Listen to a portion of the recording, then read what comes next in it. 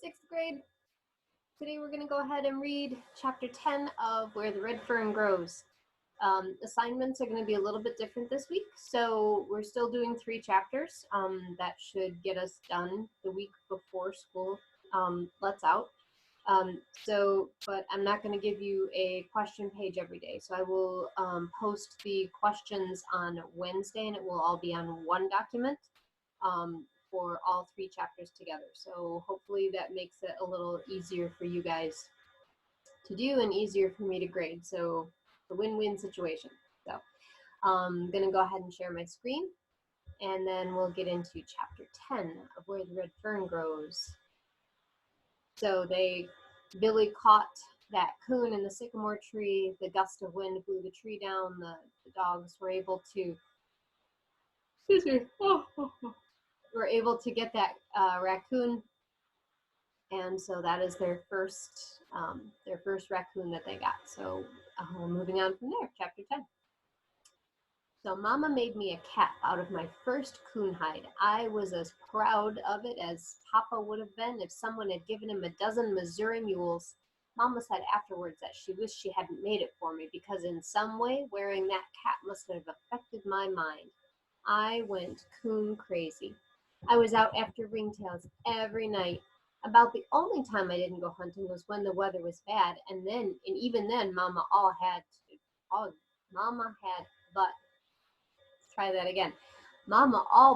to hide to hog tie me. Oh my goodness, that was a tough one to say. I'm going to try it one more time. Mama all but had to hog tie me. So when the weather was bad, he didn't even want to stay home. It's only because his mama made him. What wonderful nights they were, running like a deer through the thick timber of the bottoms, carrying my way through stands of wild cane, climbing over drifts and jumping logs, running, screaming, and yelling, "Woo-wee, get him, boy, get him!" following the voices of my little hounds. It wasn't too hard for a smart old coon to fool old Dan, but there were none that prowled the riverbanks that could fool my little Ann. As Grandpa had predicted, the price of coonskins jumped sky high. A good-sized hide was worth from $4 to $10, depending on the grade and quality. I kept the side of our smokehouse plastered with hides. Of course, I would spread them out a little to cover more space. I always stretched them on the side facing the road, never on the back side. I wanted everyone in the country to see them. The money earned from my furs was turned over to my father. I didn't care about it. I had what I wanted, my dogs. I supposed that Papa was saving it for something because I never saw anything new turn up around our home. But like any young boy, I wasn't bothered by it, and I asked no questions. My whole life was wrapped up in my dogs. Everywhere I went, they went along. There was only one place I didn't want them to go with me, and that was to Grandpa's store. Other dogs were always there, and it seemed as if they all wanted to jump on old Dan. It got so about the only time I went to see my grandfather was when I had a bundle of fur to take to the store. This was always a problem. In every way I could, I would try to slip away from my dogs. Sometimes I swore that they could read my mind. It made no difference what I tried. I couldn't fool them. One time I was sure I had outsmarted them. The day before I was to make one of my trips, I took my furs out to the barn and hid them. The next morning I hung around the house for a while and then nonchalantly whistled my way out to the barn. I climbed up in the loft and peeked through a crack. I could see them lying in front of their doghouse. They weren't even looking my way. Taking my furs, I sneaked out through a back door and, walking like a tomcat, I made it to the timber. I climbed a small dogwood tree and looked back. They were still there and didn't seem to know what I had done. Feeling just about as smart as Sherlock Holmes, who's a famous detective, Sherlock Holmes, I headed for the store. I was walking along, singing my lungs out when they came tearing out of the underbrush, wiggling and twisting and tickled to death to be with me. At first I was mad, but took one look at dancing little Ann and all was forgiven. I sat down on my bundle of fur and laughed till I hurt all over. I could scold them a little, but I could no more have whipped one of them than I could have kissed a girl. After all, a boy just doesn't whip his dogs. So he wants to go to Grandpa's store without the dogs because sometimes old Dan gets into a fight. And he doesn't want his dogs fighting. And so he tried really, really hard to go to Grandpa's store secretly, and it didn't quite work. Grandpa always counted my furs carefully and marked something down on a piece of paper. I'd never seen him do this with other hunters, and it got the best of my curiosity. One day, while he was writing, I asked him, "Why do you do that, Grandpa. He looked at me over his glasses and said kind of sharp, never mind, I have my reasons. When Grandpa talked to me like that, I didn't push things any farther. Besides, it didn't make any difference to me if he marked on every piece of paper in the store. I always managed to make my trips on Saturdays, as that was coon hunters' day. I didn't have to stand around on the outside of the circle anymore and listen to the coon hunters. I'd get right up in the middle and say my piece with the rest of them. I didn't have to tell any whoppers, for some of the things my dogs did were almost unbelievable anyhow. Oh, I guess I did make things a little bigger than they actually were, but I never did figure a coon hunter told honest to goodness lies. He just kind of stretched things a little. I could hold those coon hunters spellbound with some of my hunting tales. Grandpa would never say anything while I was telling my stories. He just puttered around the store with a silly little grin on his face. Once in a while, when I got too far off the beaten path, he would come around and cram a bar of soap in my pocket. My face would get all red, I'd cut my story short, fly out the door, and then head for home. So when the hunters tell their stories, they exaggerate a little, They add some details that might not have been there. And so if one of the punishments for lying is you get your mouth washed out with soap. So if Billy is stretching the truth a little too far, right? If he's exaggerating too much, Grandpa comes around and puts a bar of soap in his pocket, to kind of remind him that you're stepping a little out of bounds, right? You're going overboard here. You're exaggerating too much. The coon hunters were always kidding me about my dogs.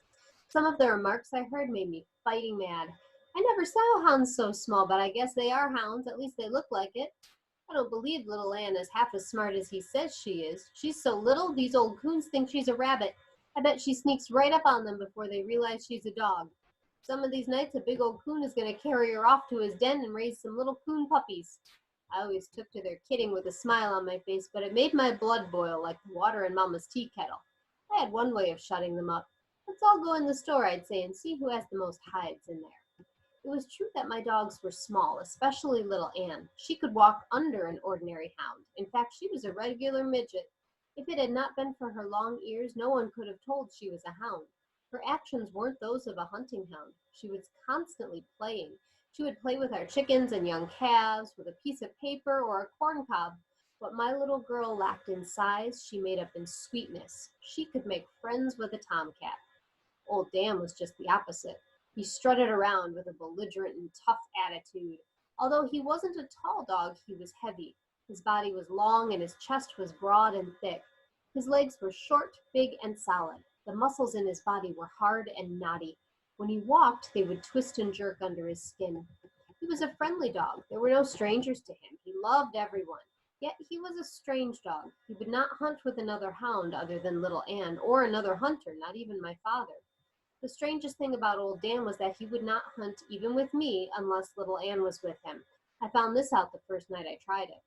Little Ann had cut the pad of her right foot on a sharp, jagged flint rock. It was a nasty cut. I made a little boot of leather and put it on her wounded foot. To keep her from following me, I locked her in the corn crib. 2 nights later, I decided to take old Dan hunting for a while. He followed me to the river bottoms and disappeared in the thick timber. I waited and waited for him to strike a trail. Nothing happened. After about 2 hours, I called to him. He didn't come. I called and called. Disgusted, I gave up and went home. Coming through the barn lot, I saw him rolled up in a ball on the ground in front of the corn crib. I immediately understood. I walked over and opened the door. He jumped up in the crib, smelled little Ann's foot, twisted around in the shucks, and lay down by her side. As he looked at me, I read this message in his friendly gray eyes. You could have done this a long time ago. I never did know if little Ann would hunt by herself or not. I'm sure she would have, for she was a smart and understanding dog, but I never tried to find out. Little Ann was my sister's pet. They rubbed and scratched and petted her. They would take her down to the creek and give her baths. She loved it all. If Mama wanted a chicken caught, she would call little Ann. She would run the chicken down and hold it with her paws till Mama came. Not one feather would be harmed.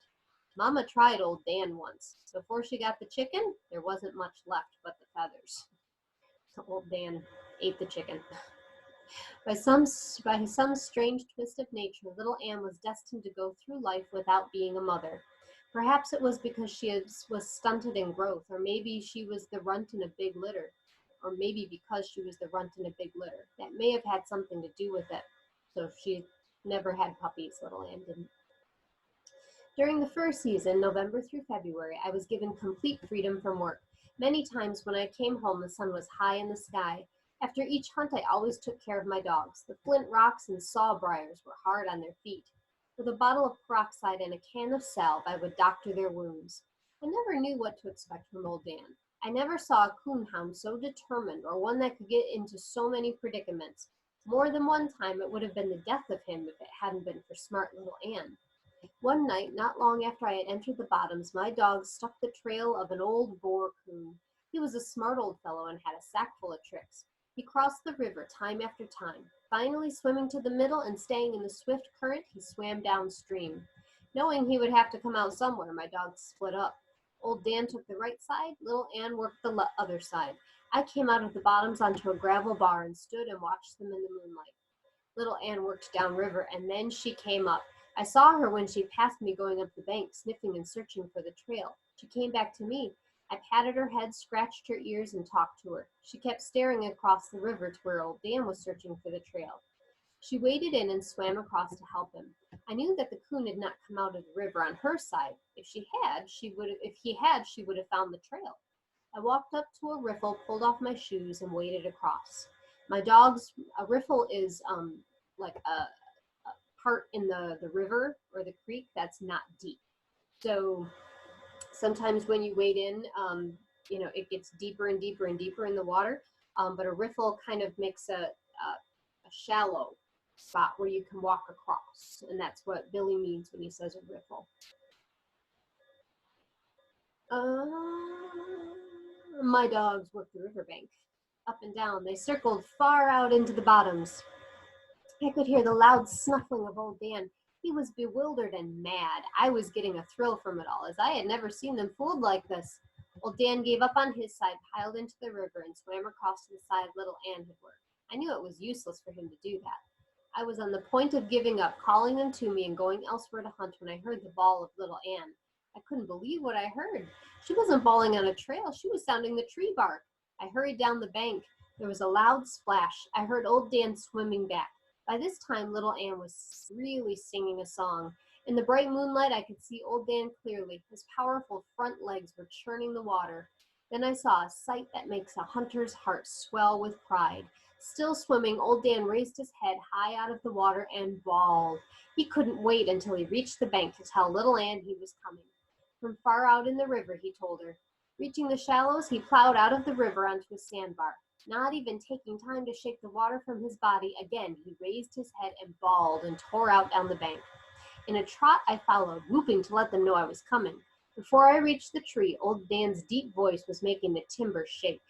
The tree was a large birch, standing right on the bank of the river. The swift current had eaten away at the footing, causing it to lean. The lower branches of the tree dangled in the water. I saw how the smart old coon had pulled his trick. Coming in toward the bank from midstream, he had caught the dangling limbs and climbed up.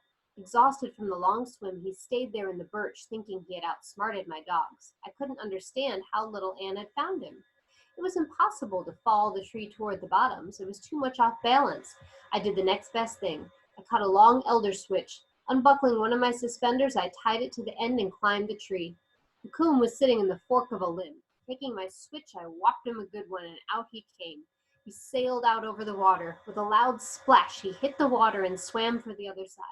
My dogs jumped off the bank after him. They were no match against his expert swimming. On reaching the other bank, he ran downriver. Climbing down out of the tree, I picked up my axe and lantern and trotted down to another riffle and waded across. I could tell by the bawling of my dogs they were close to the coon. He would have to climb a tree or be caught on the ground. All at once their voices stopped. I stood still and waited for them to bawl treed. Nothing happened.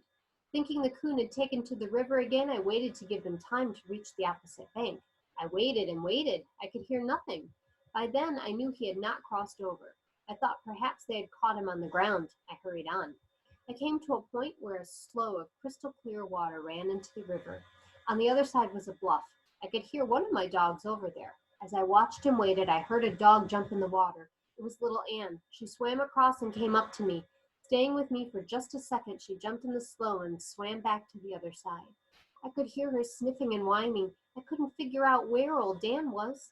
By squatting down and holding the lantern high over my head, I could dimly see the opposite bank. Little Ann was running up and down. I noticed she always stayed in one place of about 25 yards, never leaving that small area. She ran down to the water's edge and stared out into the slough. The horrible thought that came that old Dan had drowned. I knew a big coon was capable of drowning a dog in water by climbing on his head and forcing him under. As fast as I could run, I circled the slough, climbed up over the bluff, and came down to where little Ann was. She was hysterical, running up and down the bank and whining. Clearly, something's wrong, right? I tied my lantern on a long pole, held it out over the water, and looked for old Dan's body. I could see clearly in the clear spring waters, but I couldn't see my dog anywhere. I sat down on the bank, buried my face in my hands, and cried. I was sure he was gone. Several minutes passed, and all that time little Ann had never stopped. Running here and there along the bank, she kept sniffing and whining. I heard when she started digging. I looked around. She was 10 feet from the water's edge. I got up and went over to her. She was digging in a small hole about the size of a big apple. It was the air hole for a muskrat den. I pulled little Ann away from the hole, knelt down, and put my ear to it. I could hear something and feel a vibration in the ground. It was an eerie sound and seemed to be coming from far away. I listened. Finally, I understood what the noise was. It was the voice of old Dan. Little Ann had opened the hole up enough with her digging so his voice could be heard faintly. In some way, he had gotten into that old muskrat den. I knew that down under the bank in the water, the entrance to the den could be found. Rolling up my sleeve, I tried to find it with my hand. I had no luck. It was too far down. So a muskrat is an animal. It's a mammal, and it has fur, and it lives in the water and on land. So it doesn't breathe underwater. It, of course, breathes air, but its den has two entrances, one on the land and one in the water. So, and it comes up under the water and then up out of the water into its nice dry den. And so old Dan followed the coon into the muskrat hole under the water, and he's stuck down there. He's stuck in the den partway in the water.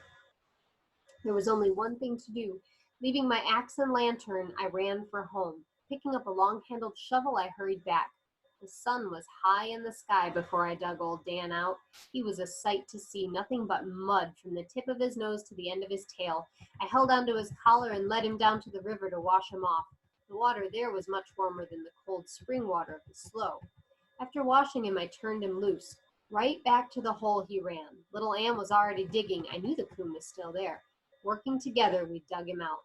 After the coon was killed, I saw what had made him so smart. His right front foot was twisted and shriveled. At one time, he must have been caught in a trap and had pulled himself free.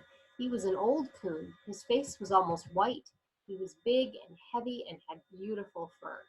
Tired, muddy, wet, and hungry, I started for home. I've often wondered how old Dan got into that old muskrat den. Perhaps there was another entrance I had overlooked. I'll never know.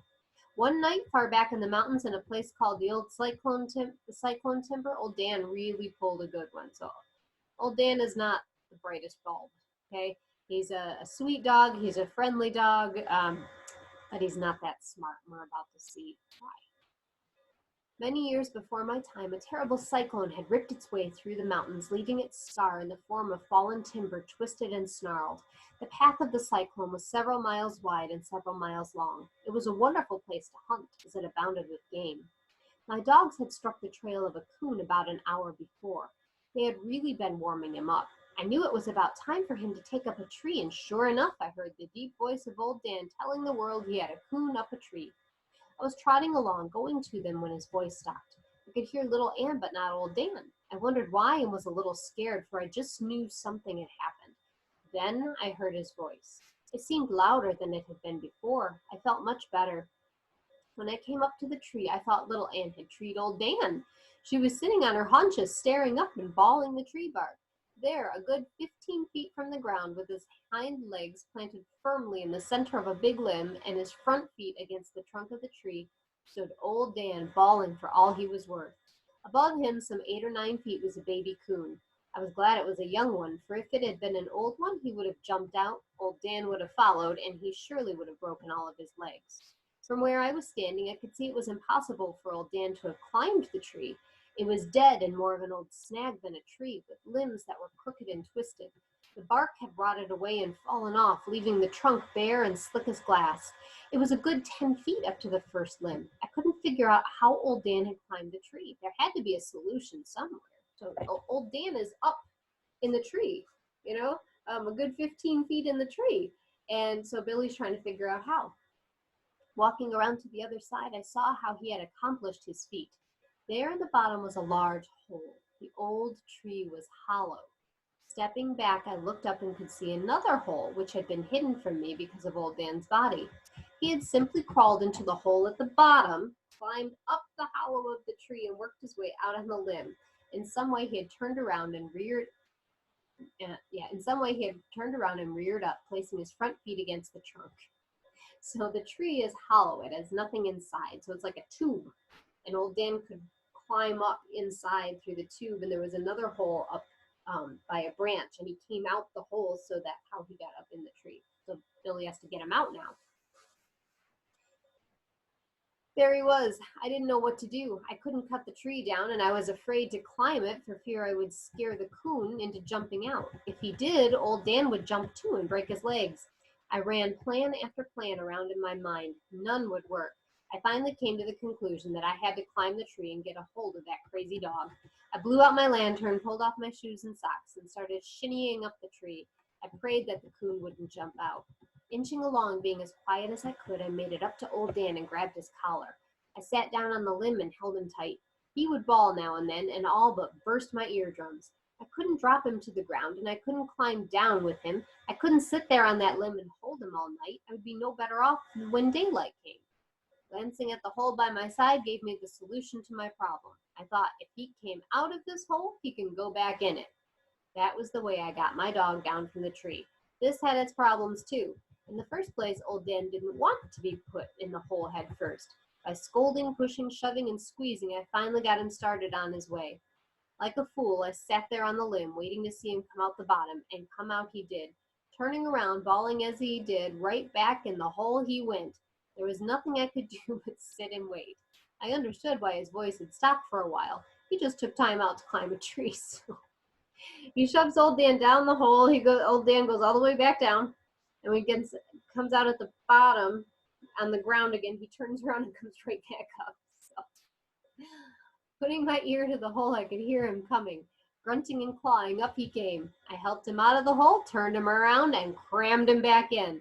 That time I wasn't too gentle with my work. I was tired of sitting on the limb, and my bare feet were getting cold. I started down the same time he did. He beat me down. Looking over my shoulder, I saw him turn around and head back for the hole.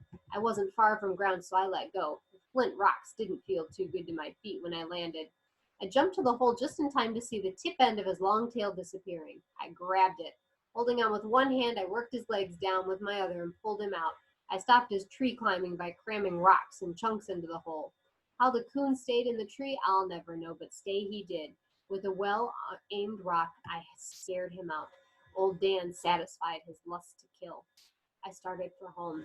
I had all the hunting I wanted for that night. Okay, and this is actually the end of Chapter 10. This copy from online does not have the chapter marker there. Somebody forgot to put that in, so we will start that part tomorrow. We got to hear all about old Dan and his not so smart moves. So poor old Dan. At least he's a good dog, right? So I'm going to stop my share here. And if you have questions, you need to email me questions. If you don't understand something in the chapter, you need to email me. You need to let me know. If you need something explained, if you don't understand, if you don't know what this word means, email me. That's what I'm for, please. Okay, don't look stuff up online. Okay, most of you are getting better with that. Some of you are still doing that though. Don't look stuff up online. I want you using your brain, okay? Because that's gonna be a huge, huge thing. You've got to use your brain. You can't be looking stuff up and looking ahead. So just make sure you get that done. Questions, again, no questions today. We'll post questions on Wednesday. So for all three of the chapters, it won't be a big, huge, giant assignment. Don't worry. Don't freak out. So I'm just trying to make it a little easier on everybody, okay?